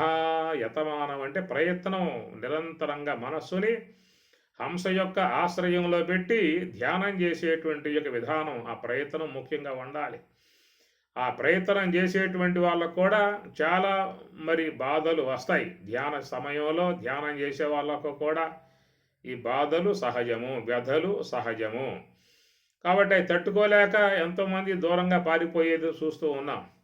మనుష్యానాం సహస్రేషు అని స్వామి చెప్పారు. మనుష్యానాం సహస్రేషు అనేక వేల మంది ఈ యొక్క బ్రహ్మము యొక్క విషయములో బ్రహ్మ జ్ఞానమును పొందే విధానములో వాళ్ళు ఎంతోమంది వస్తూ ఉన్నారు. నిలబడ్డారా అని చెప్పనంటే ఏడ నిలబడ్డారు? మనుష్యానాం సహస్రేషు, ఇది బహువచనం, సప్తమి భక్తి బహువచనం. సహస్రేషు సహస్రయోహో, సహస్రే సహస్రయోహో సహస్రేషు బహువచనం అన్నమాట. బహూనాం సహస్రేషు మనుష్యానాం సహస్రేషు, వేల కొలది అని చెప్పి అన్నాడు. ఈ వేల కొలదిలో కశ్చిత్ ఒకానొకడు అని చెప్పి అన్నాడు. ఒకానొకడు మాత్రమే నిలబడగలుగుతున్నాడు. కారణం ఏంటని చెప్పానంటే మరి ఆ వచ్చేటువంటి యొక్క వ్యధలు బాధలు ఏవైతే ఉన్నాయో వాటి దెబ్బ తట్టుకోలేక మరి పారిపోయినప్పుడు ఇంకక్కడ మిగిలేదేముంది? ఇంకా కశ్చిత్ మా వేత్తి తత్వత యథార్థముగా నా స్వరూపాన్ని గుర్తించగలిగేటువంటి వాడు తత్వత ఒక్కడు, కశ్చిత్ ఒక్కడు అన్నాడు. మరి మిగతాలంతా ఏమైపోయారు అని చెప్పనంటే ఆ వచ్చినటువంటి యొక్క వ్యధలు తట్టుకోలేక దూరంగా పారిపోయిన విధానం. కాబట్టే ఈ శ్లోకం స్వామి చెప్పిన విధానం మనుష్యానాం సహస్రేషు అన్నాడు. ఈ మాట చెప్పింది ఎప్పుడు? కృతయుగాంతంలో చెప్పిన మాట ఇది. కృత త్రేత ద్వాపర యుగాంతంలో చెప్పిన మాట ఇది, మనుష్యానాం సహస్రేషు అని చెప్పని. ఇప్పుడు చెప్పాల్సి వస్తే మనుష్యానాం లక్షేషు అని చెప్పాల్సి వస్తుందేమో ఒకవేళ. అందుచేత ఏంటంటే మరి స్థిరముగా ఉండగలిగితేనే వాడు ఆ యొక్క మార్గంలో పయనించే అవకాశం ఏర్పడుతుంది. ఈశ్వరానుగ్రహం కలుగుతుంది, దైవానుగ్రహం కలుగుతుంది, గురు అనుగ్రహం కలుగుతుంది. ఆ కలిగే విధానముగా వాడు నిలకడగా ఉండాల్సి ఉంటుంది. దైవానుగ్రహ హేతుకం అని చెప్పని అంటూ ఉన్నారు. గురు అనుగ్రహం రావాలన్నా, దైవానుగ్రహం రావాలని చెప్పనన్నా వాళ్ళు ఆ యొక్క మార్గంలో స్థిరముగా నిలకడగా ప్రయాణం చేయగలిగితే వాళ్లకు కూడా దైవం అనుగ్రహించి చక్కటి మార్గం వైపుకి తిప్పే విధానంగా ఏర్పడుతుంది. యోగక్షేమం వహామ్యహం స్వామి చెప్పారు. యోగక్షేమం వహామ్యహం, నేను చూస్తాను వాళ్ళ రక్షణ భారం నేను చూస్తానని చెప్పిన అన్నాడు పరమాత్మ చెప్పిన మాట. ఎవరైతే నా యందు అనన్యాశ్చింతయంతో మాం ఏ జనా పర్యుపాసతే, ఎవరైతే అనన్య భావనతో నిలకడగా ఉంటారో అలాంటి యొక్క వాళ్ళ యోగక్షేమం నేను వహిస్తాను. ఆ కుంతిమాతకు కృష్ణ పరమాత్మ అభయం ఇచ్చాడు. అమ్మ, నువ్వు బాధపడమాక నీ కొడుకుల విషయంలో, కనుక నాకెవరు లేరు, నాకు అండగా ఎవరు లేరు, నేను ఒక్కదాన్ని అయిపోయాను, నా బిడ్డలకి ఎలాంటి రక్షణ లేదు, అందరూ కక్ష కట్టి ఉన్నారు, వాళ్ళని ఏం చేస్తారనే విషయముగా బాధపడుతూ ఉంటే స్వామి చెప్పారు, మీరు నా భక్తులు కాబట్టి నేను మిమ్మల్ని రక్షిస్తానని చెప్పనే విధానముగా నమే భక్త ప్రణశ్యతి స్వామి చెప్పిన మాట గీతలో. నమే భక్త, మే భక్త, నా భక్తులు వినశ్యతి నశింపరు, రక్షింపబడతారు అన్నటువంటి ఒక మాట చూస్తే పరమాత్మ ఆ తల్లికి ఇచ్చినటువంటి మాట ప్రకారంగా ఆయన అందరూ కూడా కాపాడబడ్డారు. 100 మంది కౌరవులైతే యుద్ధం అయిపోయే నాటికి 100 మందిలో ఎవరు మిగల. 5 మంది పాండవులైతే యుద్ధం అయిపోయే నాటికి 5 మంది అట్లాగే చెక్కు చెదరకుండగా ఉన్నటువంటి విధానం. ఇది భగవంతుని యొక్క రక్షణ అనేటువంటి దానికి ఒక నిదర్శనం అన్నమాట. అందువల్ల ఈ యొక్క తాత్విక విధానములో, జ్ఞాన మార్గంలో మానవులకు ఉండాల్సినటువంటి యొక్క భావం ఏంటని చెప్పానంటే ఒక నిలకడ స్థిరత్వాన్ని సాధించుకోవడం అనేటువంటి ఒక అంశం రాగలిగితే వాళ్ళు చక్కగా పరమాత్మ యొక్క రక్షణలో వాళ్ళు ఉంటారు అనేటువంటిది పరమాత్మ చెప్పినట్లుగా యోగక్షేమం వహామ్యహం నమే భక్త ప్రణశ్యతి. కనుక నా భక్తులకి ఎలాంటి యొక్క చెడు జరిగే విధానం ఉండదు, నేను ఎల్లప్పుడూ కూడా వాళ్ళ వెంబటే ఉంటాను. గోవు వెంట జనుతో కోడె భంగి అన్నారు. గోవు నడుస్తూ ఉంటే దాని వెనకాల దూడ ఎట్లా వస్తూ ఉంటుందో ఆ ప్రకారంగా భక్తులు నడుస్తూ ఉంటే వెనకాలే భగవంతుడు కూడా ప్రయాణం చేసే విధానం ఉంటుంది అనేటువంటిది అన్నమాట. ఇట్లా ఎన్నో సంఘటనల్లో చూసినట్లయితే పరమాత్మ యొక్క ఆదరణ, భగవంతుని యొక్క రక్షణ ఎట్లా ఉందనే విషయాన్ని కూడా మనం దర్శించవచ్చు. ఎన్నో సాదృశ్యములు నా జీవన విధానంలో కూడా ఎన్నో అంశాలు, జీవన విధానంలో ఎన్నో కష్టాలు, మరణ పర్యంతం చివరి మెట్టు దాకా పోయినటువంటి విధానము నుంచి మరి భగవద్ రక్షణలో వెలువడ్డటువంటి విధానం ఈనాడు మీ ముందు ఉండి ఈ విధముగా ప్రవచనం చేస్తున్నానని చెప్పనంటే ఈశ్వర కరుణ అనేది ఎన్నిసార్లు రక్షణగా ఉండి కాపాడుకుంటూ తీసుకొచ్చిందో నేను చూసేటువంటి యొక్క విధానం. కాబట్టి ఆ ప్రకారముగా ఎన్నో వస్తాయి జీవితంలో, ఎన్ని వచ్చినా కానీ నిలకడగా ఉండగలిగేటువంటి విధానం రాగలగాలి. అది ఆ జీవితాన్ని చక్కగా పరమాత్మ నడుపుతాడు. ఏమి పార్థసారథి రూపాయ గీతాచార్యాయ మంగళం అని చెప్పి అంటూ ఉంటాం. భగవంతుడు అర్జునుడి రథానికి సారథ్యం వహించాడు.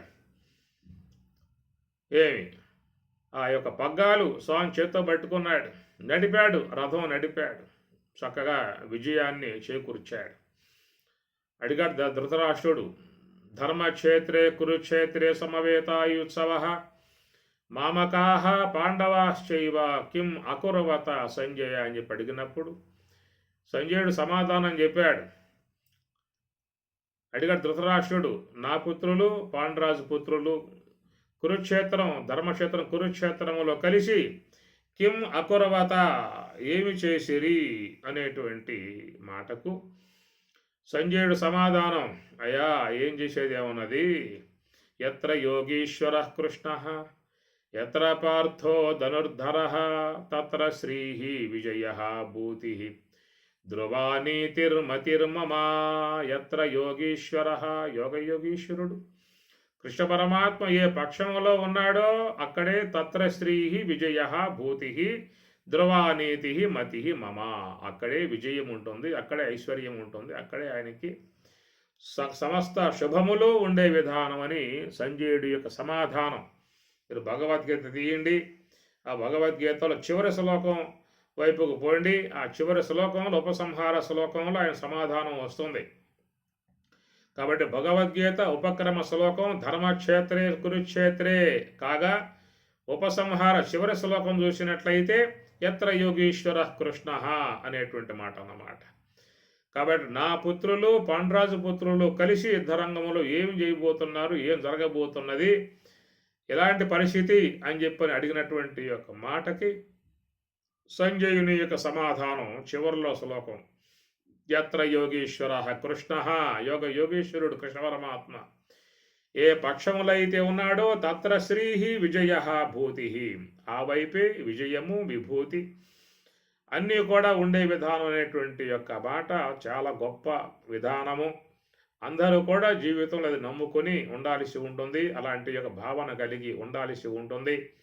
ఆ విధముగా భగవంతుని పట్ల పూర్ణమైనటువంటి యొక్క శరణాగతి పొందినటువంటి వారు ఎన్ని వ్యధలు వచ్చినప్పటికీ కూడా అన్నింటి నుంచి కూడా దాటుకొని ప్రయాణం చేసి అమృతత్వాయ కల్పతే, వారు అమృత ప్రాప్తి పొందే విధానముగా వాళ్ళు చక్కగా ప్రయాణం, వాళ్ళ జీవన ప్రయాణం చక్కగా దివ్యంగా భవ్యంగా సవ్యంగా, ఎట్లయితే సముద్ర గర్భంలో ఉన్నటువంటి యొక్క ఆ నావకు తెరసాపేసినట్లయితే ఆ తెరసాప విధానాలుగా చల్లటి గాలి వీస్తూ ఉంటే మరి ఆ యొక్క చల్లటి గాలికి మెల్లగా వచ్చే గాలికి ఆ పడవ ఎలాంటి ప్రమాదం పడకుండా ఎట్లా ఒడ్డుకు చేరుకుంటుందో ఆ ప్రకారముగా భగవంతుని యొక్క అనుగ్రహం అనేటువంటి యొక్క గాలి కనుక వీసినట్లయితే ఎలాంటి పరిస్థితులలో ఉన్నటువంటి వాళ్ళు కూడా అన్నిటినీ కూడా దాటుకొని వారు తమ యొక్క గమ్యస్థానమును చేరుకునే విధానం వాళ్ళకి ఏర్పడుతుంది అనేటువంటిది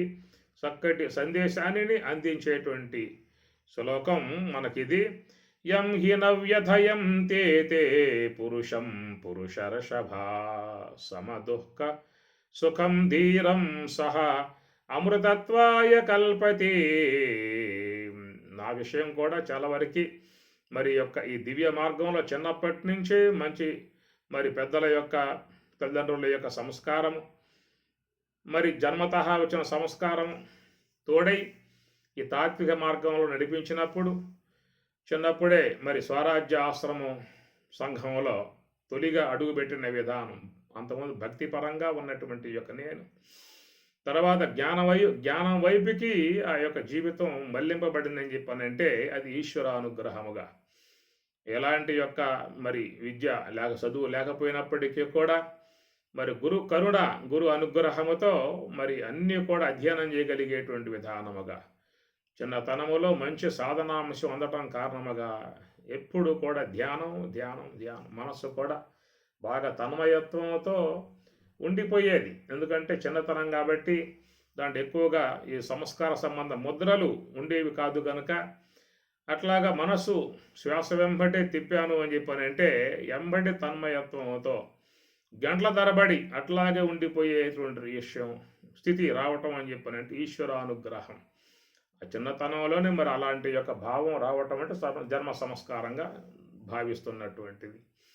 ఆ ప్రకారంగా మరి స్వామివారి యొక్క అనుగ్రహం, లక్ష్మణుల అనుగ్రహం, స్వరాజ్యాశ్రమ ప్రబోధకుల యొక్క అనుగ్రహం ఎప్పుడు కూడా మా గ్రామంలో మరి శాస్త్రి స్వామి గారు, అన్నయ్య తీర్థ స్వామి గారు, అట్లనే ఇంకా అనేక మంది బెట్రా పట్టాభిరామయ్య గారు, వీళ్ళందరూ కూడా స్వరాజ్యాశ్రమంలో ఒక గురువులు.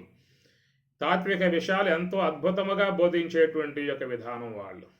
ఎప్పుడు కూడా సప్తాహాలుగా పెట్టి నిరంతరంగా వాళ్ళ బోధలతో వారు చెప్పేటువంటి సాధనలతో ఆ మార్గంలో పయనిస్తున్నటువంటి విధానం స్వర్ణయుగంలాగా ఎంతోమంది మరి ఆ స్వరాజ్య సంఘంలో చేరి నిశ్చలముగా ధ్యానం చేసే విధానం. ఎంత పట్టుగా ధ్యానం అని చెప్పానంటే చక్కటి మార్గం, శ్రమలేని మార్గం, ఆశలేని గురువు, అరలేని శిష్యుడు, బాధలేని బోధ, శ్రమలేని సాధన అనేటువంటిది స్వరాజ్యాశ్రమం యొక్క ముఖ్య సూత్రాలు అన్నమాట ఈ 4 కూడా. ఆశలేని గురువు, అరలేని శిష్యుడు. అర అంటే అరమరిక అని అర్థం. గురువు దగ్గర ఎలాంటి యొక్క అరమరిక లేకుండా చక్కగా విషయాలు అడగటము, తెలుసుకోవడం లాంటిది. అరలేని శిష్యుడు, బాధలేని బోధ, శ్రమలేని సాధన. ఏ శ్రమం సాధనలో నిశ్చలముగా ఊరక ఉండు వాడు ఉత్తమ యోగిరా అన్నట్లుగా ఆ శ్వాసనే గమనిస్తూ కూర్చునే విధానంలో ఏం శ్రమ ఉంటుంది చెప్పండి. ఓ పూజ చేయాలంటే నీకు అనేక సంభారం కావాలి, పూలు కావాలి, పండ్లు కావాలి, అగరబత్తి కావాలి, ఒత్తులు కావాలి, నూనె కావాలి, ప్రమిదలు కావాలి, టెంకాయలు కావాలి, ఆ కర్పూరం కావాలి, అనేకటువంటి యొక్క వస్తువులు కావాలి, అన్నీ సమకూర్చుకోవాలి. చాలా తతంగం ఉంటుంది అన్నమాట. అవన్నీ చేసుకుంటే తప్ప నీకు పూజ జరిగే అవకాశాలు లేవు. కానీ ఇక్కడ ఏం చేస్తున్నాం మనం? సాప వేసుకున్నామా, కూర్చున్నామా, గురు బ్రహ్మ గురు విష్ణు గురురేవ మహేశ్వర గురు సాక్షాత్ పరబ్రహ్మ తస్మై శ్రీ గురవే నమః అన్నావా? 2 కళ్ళు ముకులించావా, ఆత్మ పూజలోకి ప్రవేశించావా? చక్కటి మార్గం, దివ్య మార్గం, శ్రమలేని సాధనగా స్వామివారు ఇచ్చినటువంటి యొక్క మార్గం చాలా దివ్యంగా భవ్యముగా నాకైతే చిన్నప్పుడే అబ్బింది. కాబట్టి ఇంట్లో కూర్చుంటే ఎక్కువసేపు సమయం అట్లా ఉండిపోయేవాడిని. ఎందుకంటే ఆ యొక్క మనస్సు చొచ్చుకుపోయేది, దాంట్లో లయమైపోయేది, ఆనందంలో మునిగిపోయేది. బయటికి రావాలన్నా అది వచ్చే పరిస్థితిగా లేదు. ఎందుకంటే మనస్సుకు బ్రహ్మానందం లభించిందని చెప్పనంటే అది వదిలిపెడుతుందా? ఒక చీమకు బెల్లం పెట్టండి, ఆ బెల్లం పెట్టినప్పుడు ఆ చీమ బెల్లం గట్టను పట్టుకుంటుంది. అట్లా ఇదిలిస్తామంటే ఆ చీమ పక్కకు పోయి పడుతుంది, మళ్ళా వచ్చి బెల్లాన్ని అతుక్కుంటుంది అన్నమాట. ఎంత దాన్ని తోలినా కానీ ఆ చీమ బెల్లపు గడ్డ వదిలి పక్కకు పోదు. అట్లాంటి విధానముగా ఆ యొక్క ధ్యానములో మనసు అనేటువంటి దానికి ఆ యొక్క బ్రహ్మానందంగా లభించిందని చెప్పానంటే అది పక్కకు పోయే విధానం ఉండదు. అట్లాగే ఉండిపోయే విధానంగా ఉన్నప్పుడు ఇంట్లో కొంచెం ఇబ్బంది అయితే సరే, ఇక చివరికి ఆ శివాలయం ఒకటి నిశ్చయించుకుని ఆ శివాలయంలోనే రాత్రి సమయంలో భూతనాథుడు సర్వేశ్వరుడు ఆ జోలికి ఎవరు రారు, ఆ పక్క ఎవరు రారు, నేను ఆయన మాత్రం కూర్చునే వాళ్ళం. ఈ ప్రకారముగా మరి ఆ యొక్క ధ్యానం అనేటువంటి విధానములో సర్వేశ్వరుని సాన్నిధ్యములో ఆ సర్వేశ్వరుడు కూడా ధ్యానమే కదా. పరమశివుడు ధ్యానం చేసే విధానమే. మౌనవ్యాఖ్య ప్రకటిత పరబ్రహ్మతత్వం యువానం వరిశిష్టాంతే వసదృశి గణై ఆవృతం బ్రహ్మనిష్టై. పరమశివుడు ధ్యానం చేసే విధానం కాబట్టి ఆయన సన్నిధిలో చక్కగా రాత్రిపూట ఎవరు కూడా అక్కడ ఉండేవాళ్ళు కాదు. అంత చీకటి గియారం, ఆ చీకట్లోనే అట్లాగే కూర్చునే విధానం. ఏ భయం లేదు, తేళ్ళు ఉన్నాయా, పాములు ఉన్నాయా, ఏమున్నాయా అనే విధానం ఏమి లేదు. ఎందుకంటే ఒక దైవ భావన, ఒక ధ్యాన భావన అట్లాగా మనసుకు వచ్చేసేసింది.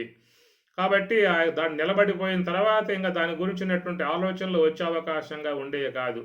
ఆ ప్రకారముగా ధ్యానం చేసి ఆ ధ్యానంలో చక్కటి దివ్య అనుభవాన్ని పొందే విధానముగా సాహిత్యం చూద్దామా? అద్భుతంగా ఉంది. స్వాంగర్ రాసింది మొదటి బోధ, వేద రహస్యములు, సోహము, అనుభవామృతారణము, సంభాషణలు, గీతా మహాత్మ్యము, ఉత్తర గీత, మరి స్వరాజ్య గీత, ఇవన్నీ కూడా చక్కటి సాహిత్య విధానముగా అందించడం కారణముగా ఇలాంటి యొక్క జ్ఞానాన్ని మనం ఒక్కరమే పొందటం కాదు, లోకంలో అందరికీ కూడా అందిస్తే ఎంత అద్భుతంగా ఉంటుంది.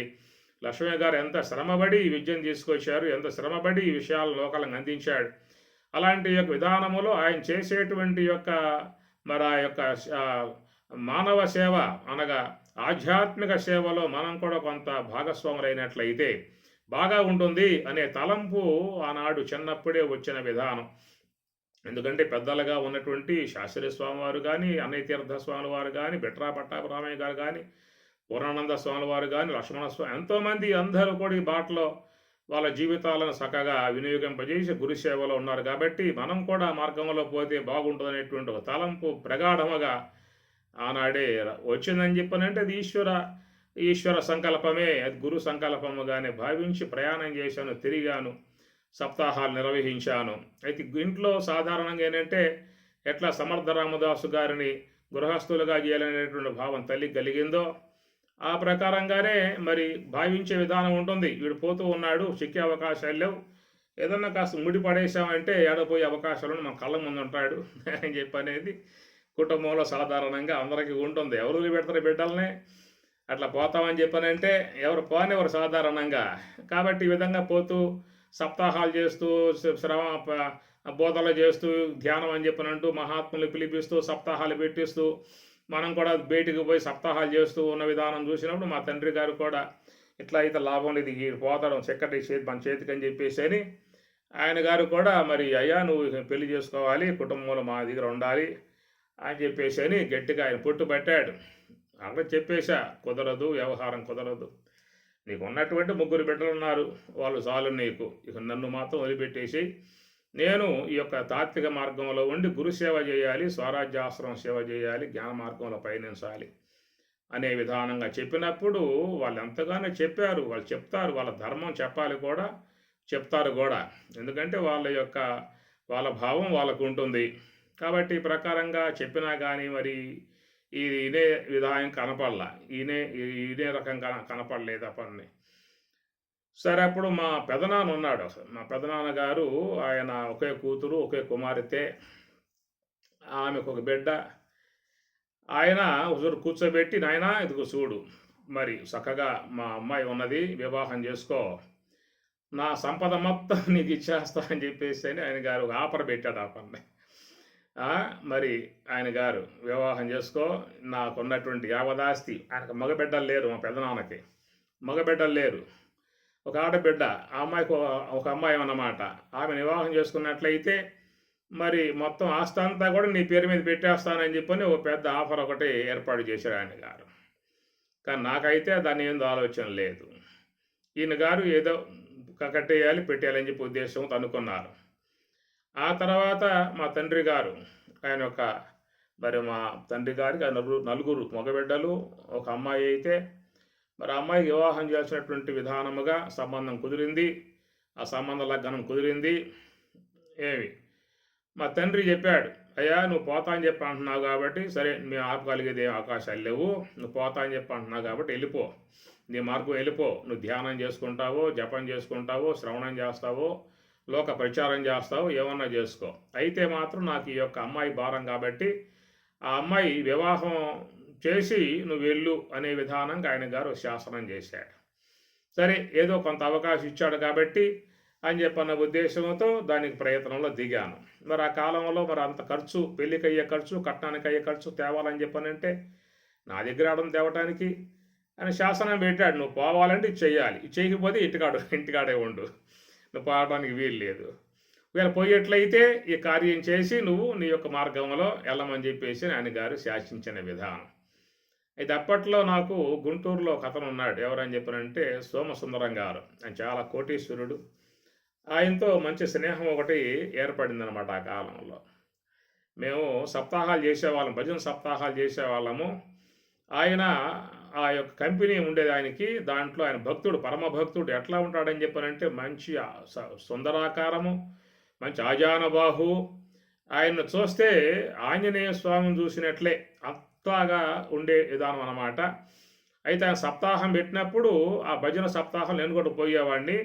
అక్కడ ఖాళీ సమయంలో సత్సంగం ఏర్పాటు చేసి భగవద్గీత ప్రవచనం చేసే విధానంగా ఉన్నప్పుడు ఆడ ఉన్నటువంటి భక్తులకు తాత్విక విధానముగా భగవద్గీత శ్లోకాలు చదివి చెబుతూ ఉంటే ఆయన వచ్చి పక్కన కూర్చొని అన్నాడు. చక్కగా ఉన్నటువంటి విషయాలు విన్నటువంటి వాడి ఆనందపడ్డాడు. అక్కడి నుంచి నన్ను వాళ్ళ గృహాన్ని తీసుకువెళ్ళాడు. అట్లాగా ఆయనతో స్నేహం ఏర్పడి ప్రతిసారి కూడా గుంటూరు పోయినప్పుడల్లా కూడా ఆయనతో కూర్చొని తాత్విక సంబంధమైనటువంటి విషయాలు చర్చించుకుంటూ ఉండేవాళ్ళం మేము.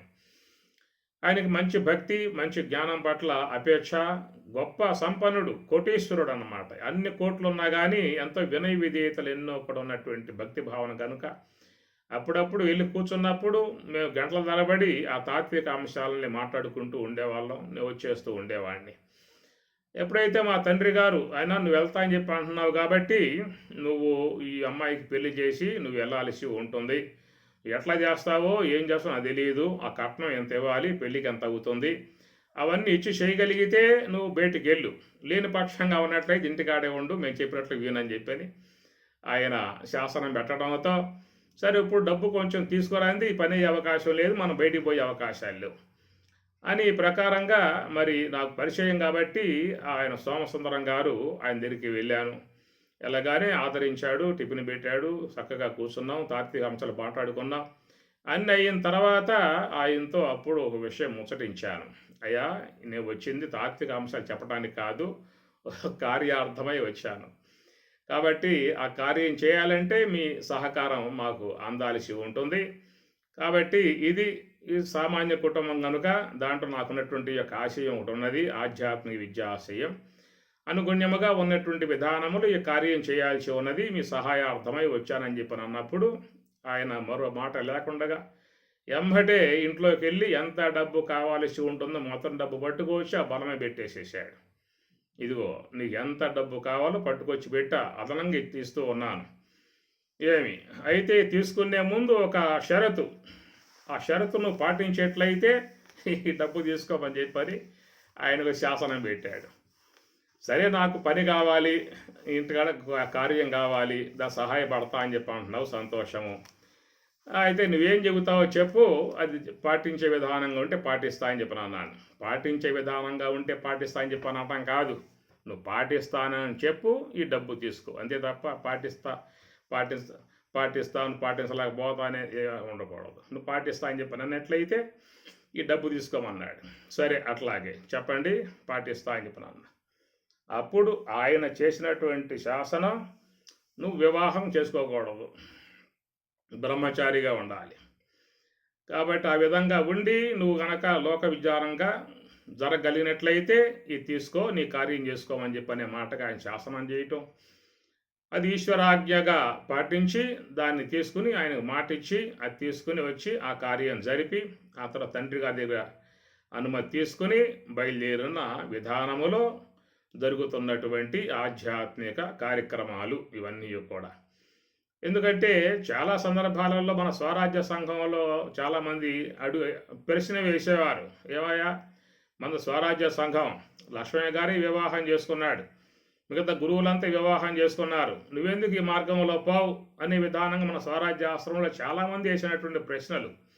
అయితే నాకున్నటువంటి వెనకాల నియమాలు నిబంధనలు అనేటువంటివన్నీ కూడా ఇది ఈశ్వరాజ్ఞగా భావించుకొని మరి ఆ సర్వేశ్వరుడే ఈ ప్రకారంగా నడుపుతున్నాడేమో అనేటువంటి యొక్క భావనతో ముందుకు పోతున్న విధానం. కాబట్టి ఎందువల్ల ఆ మార్గంలో పోకుండా వైదొలిగా రావటం అని చెప్పనంటే ఆనాడు సోమసుందరం గారికి ఇచ్చినటువంటి యొక్క మాట ప్రకారంగా నిలబడటం అనేటువంటి విషయంలో నాకున్నటువంటి యొక్క ఆశయానికి ఆయన విధించినటువంటి యొక్క నియమానికి అనుగుణ్యముగా ఉన్నటువంటి యొక్క మార్గ విధానంగా కొంత సులభ విధానం ఏర్పడింది.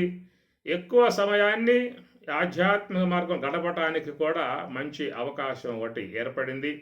ఒకవేళ ఆయన కనుక ఆ శాసనం పెట్టి ఉండకపోయినట్లయితే మా పెదనాన్న ఇచ్చినటువంటి యొక్క ఆఫర్కి ఏమైనా గురై ఆ వైపుకి పోయి ఉండేవాడినేమో బహుశా. ఆయన చెప్పింది ఏంటంటే, అరే నువ్వు మా అమ్మాయిని పెళ్లి చేసుకో, నా ఆస్తి మొత్తం నీకు రాసేస్తా, ఇల్లు కానీ నా సంపదలు కానీ మొత్తం నీ పరం చేసేస్తాను, నాకు మగబిడ్డలు లేరు, నువ్వే మగబిడ్డను చెప్పి అనుకుంటా అని చెప్పని ఆఫర్ ఒకటి ఇది ఇచ్చి ఉన్నది. కాబట్టి ఒకవేళ సోమసుందరం గారు కనుక ఆ విధంగా శాసనం విధించి ఉండకపోతే మాత్రం ఈనాడు ఎక్కడుండేవాడినో, ఏ స్థితిలో ఉండేవాడినో, ఏ యొక్క దాంట్లో మునిగి ఉండేవాడినో చెప్పే అవకాశాలు కావు. ఏంటంటే జీవితాలు అనేటువంటి ఒక మలుపు తిరుగుతూ ఉంటాయి. మనం ముందుగా అనుకోని విధానాల నుంచి ఈశ్వరుడే వెనకాల ఉండేవన్న విధంగా ఆయన మరి ఆ మార్గం తిప్పుతాడేమనేటువంటి విషయం నాకు ప్రగాఢముగా ఉండేటువంటి ఒక విశ్వాసం అన్నమాట. కాబట్టి ఆ ప్రకారముగా ఆనాడు సోమసుందరం గారు మరి ఆ డబ్బిచ్చే విషయంలో ఆ నియమం విధించటము, నువ్వు ఎట్టి పరిస్థితుల్లో వ్యవహారంలో మునగకూడదు, దాంట్లో పోకూడదు, పోనని చెప్పని నాకు మాట ఇవ్వు, ఇస్తే ఈ డబ్బు పుచ్చుకుని ఇంటికి వెళ్ళి ఆ కార్యం జరుపని చెప్పిన విధానంగా శాసనం పెట్టడంతో దాన్ని అంగీకరించి ఆ డబ్బు తీసుకొచ్చి ఆ కార్యం జరిపి అక్కడి నుంచి బయలుదేరిన విధానాలు అనేటువంటి చూసినట్లయితే ఎన్ని మలుపులు జీవితంలో తిరిగేటువంటి యొక్క విధానాలు. అందువల్ల చక్కగా మరి లోకానికి గురుసేవ చేసే విధానములో వెనకాల ఎలాంటి యొక్క ఇబ్బంది లేని పరిస్థితిగా ముందు చూపు విధానముగా పోవటానికి, ఏదైనా ఆధ్యాత్మికంగా సేవ చేయటానికి మరి ఈశ్వరుడే ఆ విధంగా ఆయన నోటి నుంచి నిజంగా చూస్తే నాకు ఇప్పటికి కూడా ఆయన రూపం కనపడతా ఉంటుంది. ఆయన ఎట్లా ఉంటాడు అని చెప్పాడంటే సాక్షాత్తు నాకు కనపడే విధానంలో ఆంజనేయుడే అజానబాహువుడుగా ఉండేవాడు, మూతి కూడా కొంచెం లావుగా ఉండేది, ఎర్రగా ఉండేవాడు, మంచి స్మృద్రూపి, మంచి పరమభక్తి విధానము, ఇవన్నీ ఉన్నటువంటి విధానం. మరి ఆనాడు ఆ రాముడిని ఆంజనేయ స్వామి ఆ పక్క లాక్కుపోయినట్లుగా ఈనాడు ఈ ఆంజనేయ స్వామి ఈ పక్కకి నన్ను లాక్కొచ్చేదేమన్నట్లుగా మరి అలాంటి యొక్క మార్గ విధానంగా ఏర్పాటు చేసిన విధానములో మరి ఈ యొక్క ఆధ్యాత్మిక సేవలో, గురు సేవలో ఉండటానికి ఆ సర్వేశ్వరుడే ఇలాంటి విధానాలని ఏర్పాటు చేసేటువంటి విధానం కనుక ఎన్ని ఆటంకములు వచ్చినా, ఎన్ని ఇబ్బందులు వచ్చినా కానీ ఆధ్యాత్మికం నుంచి వైదొలగకుండగా అదే మార్గంలో పయనించే విధానం అనేటువంటి రావటానికి, అమృత ప్రాప్తిని పొందటానికి మనకున్నటువంటి దృఢ సంకల్పము, దృఢ విశ్వాసం అనేటువంటిది ఆ మార్గం వైపుకి తప్పనిసరిగా తీసుకుపోతుంది అనేటువంటి విషయంలో ఒక ప్రగాఢ నమ్మకం ఒక వ్యక్తికి ఉన్నప్పుడు ఎలాంటి ఆటంకములు వచ్చినప్పటికీ కూడా వాటి ఎదుర్కొని ముందుకు పోయే పరిస్థితి ఏర్పడుతుంది. కాబట్టి మనకి ఈ శ్లోకం బోధించే విధానములో యం హి నవ్యథయం త్యేతే పురుషం పురుషర్షభ, పురుషం పురుషర్షభ అనగా పురుషర్షభ అంటే పురుషశ్రేష్ఠ అని అర్థం అన్నమాట. పురుషశ్రేష్ఠ అని చెప్పనంటే ఎలాంటి ఇబ్బందులు జీవితంలో ఎదురైనప్పటికీ కూడా వాటికి ఎలాంటి చెక్కు చెదరకుండగా నిలకడగా ఉండగలిగేటువంటి పరిస్థితి ఎప్పుడు రాగలుగుతుందో అప్పుడు సమదుఃఖ సుఖం, సుఖం సుఖం దుఃఖం రెండు కూడా సమముగా చూడగలిగే స్థితి ఏర్పడుతుంది.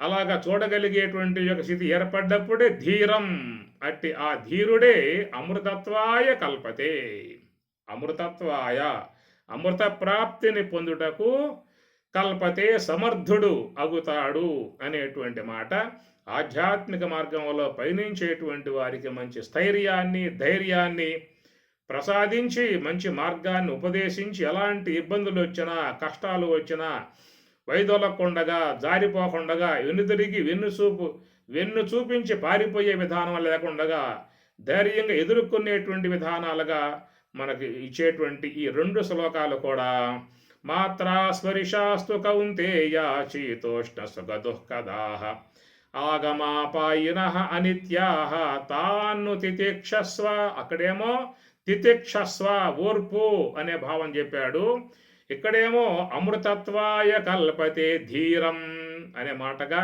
ధీరుడై ఉన్నటువంటి వాడు, సుఖదుఖాలు సమముగా చూసేటువంటి వాడు, నా వ్యధయంతి వెదలకు వెద చెందనేవాడుగా ఉన్నటువంటి వాడు మాత్రమే సహా అమృతత్వాయ కల్పతే బ్రహ్మానుభవాన్ని పొందే అవకాశం వాళ్ళకి ఏర్పడుతుంది అనేటువంటి చక్కటి సందేశం మనకి రెండు శ్లోకాలలో కూడా స్వామివారు చెప్పటం జరిగింది. ఓం సహనా భవతు సహనౌ భునక్తు సహ వీర్యం కరవావహై తేజస్వినావధీతమస్తు మా విద్విషావహై. ఓం శాంతి శాంతి శాంతి. హరి ఓం తత్సతు. శ్రీ గురుభ్యో నమః. హరి ఓం.